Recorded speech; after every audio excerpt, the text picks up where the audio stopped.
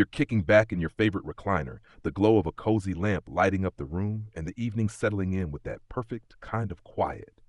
Sound familiar? For those of us over 60, these solo moments are like gold, time to unwind, reflect, and maybe even reconnect with ourselves.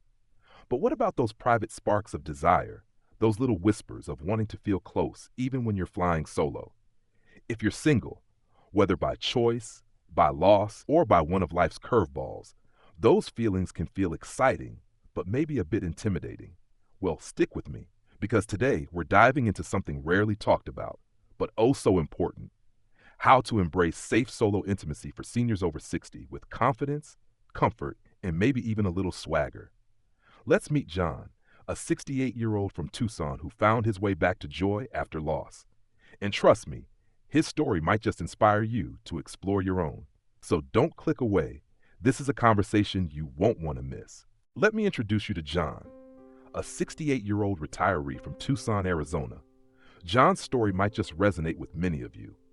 After 40 years of marriage, he lost his beloved wife, Margaret, to a long illness. The house they'd shared, once filled with laughter, love, and everyday moments, suddenly felt impossibly quiet. John found himself stepping into a new chapter of life, and with that came a swirl of emotions: grief, loneliness, and surprisingly, a quiet curiosity about how to care for himself in ways he hadn't explored before. Like many of us, John grew up in a time when talking about intimacy, especially solo intimacy, just wasn't done. It felt like uncharted territory, but he was determined to feel whole again. John's journey is a powerful reminder: intimacy doesn't end at 60 or 70 or even beyond. It's a natural, beautiful part of being human, whether you're partnered or single. For seniors over 60, embracing safe solo intimacy can be a way to honor your body, nurture your spirit, and rediscover your vitality. It's not about replacing someone. It's not about chasing youth. It's about meeting yourself where you are, with kindness, with patience, and with courage. So let's walk through this together. Let's explore what safe solo intimacy really looks like, with real practical steps to make it feel natural, safe, and fulfilling. First, let's talk about accepting your needs. Desire doesn't come with an expiration date. Whether you're widowed, divorced, or have always been single, those quiet moments of longing for connection, physical or emotional, they're valid. They're not something to push away, and definitely not something to feel embarrassed about. For John, this realization didn't come overnight. After Margaret passed, he spent months feeling like his needs were somehow out of place. "I thought I was too old to feel this way," he once told a close friend over coffee. But that simple, honest moment opened a door. His friend, also a widower, shared that he too had been exploring his needs, not because he was lonely, but because he wanted to feel alive, because it was a form of self-love. That's the first step: giving yourself permission to feel. Safe solo intimacy begins with letting go of guilt and shame. It's about realizing that your body and heart still have stories to tell, and you deserve to listen. Maybe you were raised to think that intimacy is just for the young or only for couples, but that's simply not true. Your desires are a sign of life. They are a part of your vitality. Embracing them can be a powerful act of self-acceptance. For John, that meant setting aside time in his week just for himself, not for errands, not for chores, but for stillness, for presence, for care. He began carving out small rituals of self-connection. So, how do you begin? Let's start simple. Create a space that feels safe and inviting. Think about your favorite place to unwind: your bedroom, a quiet corner by the window, a soft chair in the living room bathed in late afternoon light. John chose his bedroom. He turned it into a little sanctuary. He bought a soft throw blanket, one that reminded him of the warmth and comfort of home. He added a small speaker to play gentle music, classic jazz, his favorite, and he kept a scented candle nearby, always careful to blow it out before drifting off to sleep. These small touches made his self-care feel special, intentional, not just a routine, but a ritual. Setting the mood isn't just about aesthetics. It's about sending yourself a message. This moment matters. Dim the lights. Add a few extra pillows. Let the space feel like a hug. For seniors over 60, safe solo intimacy often begins with this kind of intentionality. It's about creating an environment where you can truly relax, let go of the day's worries, and gently focus on what feels good. John found that these small changes helped him feel more at ease. "It's like I'm telling myself," he said, "this is okay, this is for me." And you know what? It is. Now let's talk about the physical side of safe solo intimacy, starting with something simple but essential: hygiene. It may sound basic, but it's a cornerstone of feeling confident and secure. Start with clean hands, and if you use any tools or aids, make sure they're clean too. John keeps a small hygiene kit in his bedside drawer: mild soap, a soft washcloth, a clean towel, easy, gentle, ready. If you choose to use toys, opt for body-safe materials like medical-grade silicone, and always wash them thoroughly with warm water and mild soap before and after use. Store them in a clean, dry place, maybe a small pouch or a soft-lined box, so everything feels cared for and intentional. It's a small habit that creates a strong foundation of safety and peace of mind. Now let's talk about comfort, especially as our bodies change with age. As we grow older, natural lubrication often decreases, and that can make physical intimacy less comfortable without a little help.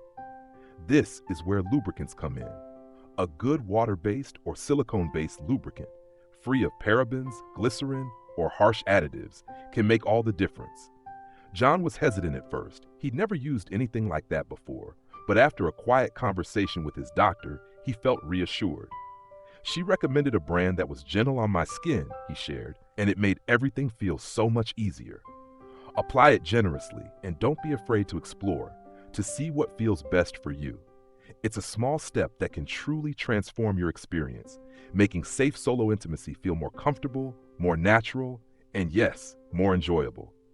But here's something even more important to remember. Intimacy isn't just physical, it's also deeply emotional. One of the most beautiful ways to explore solo intimacy is through gentle self-touch. And no, this doesn't always mean sexual activity.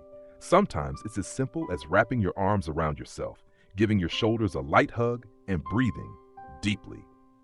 John started doing this as part of his evening wind down. He'd sit on the edge of his bed, soft music playing in the background, and gently hold himself. "It sounds silly," he said once, "but it feels like I'm comforting myself, like I'm not so alone." And you know what? He's right.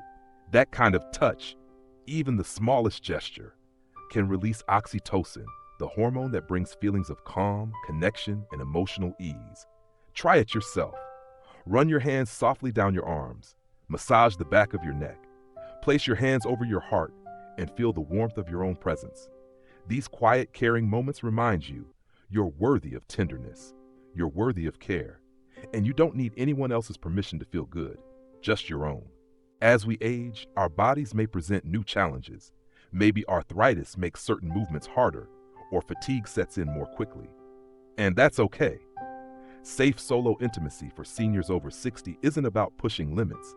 It's about listening to your body and moving at your own gentle pace. John, for example, has mild arthritis in his hands. At first, he worried that discomfort might get in the way, but a simple visit to his doctor brought helpful, down-to-earth advice. Use pillows for support. Take breaks. Focus on what feels good, not what you think you should do. If you're ever unsure, talk to your healthcare provider. They can offer personalized tips to make your self-care routine safe, comfortable, and sustainable. Now let's pause for a moment and talk about the emotional side of this journey. Because for many of us, especially those who are single after a loss or divorce, solo intimacy can feel like a way to reclaim something deeper. Not just physical pleasure, but autonomy, vitality, your right to feel good again. For John, these moments became a way to honor his past with Margaret, while embracing his present as a single man with a tender heart. "I used to feel like I was betraying her memory," he told a friend, "but now I see it as a way of keeping my heart open, of staying alive." That shift in perspective didn't happen overnight. It took time, it took honesty, and it took patience with others and especially with himself. One of the biggest hurdles for many of us is overcoming the stigma around sexual wellness in later life. Society doesn't always make it easy to talk about safe solo intimacy for seniors. There's this outdated idea that pleasure or desire is only for the young. But let me tell you, that couldn't be further from the truth. John struggled with that too. He worried what people might think, his kids, his neighbors, even himself. But over time, he realized this was his journey, not anyone else's. Reading books about senior wellness, having honest chats with friends, those steps helped him let go of the guilt. I'm not hurting anyone, he said. I'm just taking care of myself. And if you're feeling hesitant, that's perfectly normal. Start small. Read an article.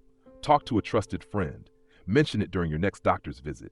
These quiet steps can help you feel seen, heard, and normal because you are.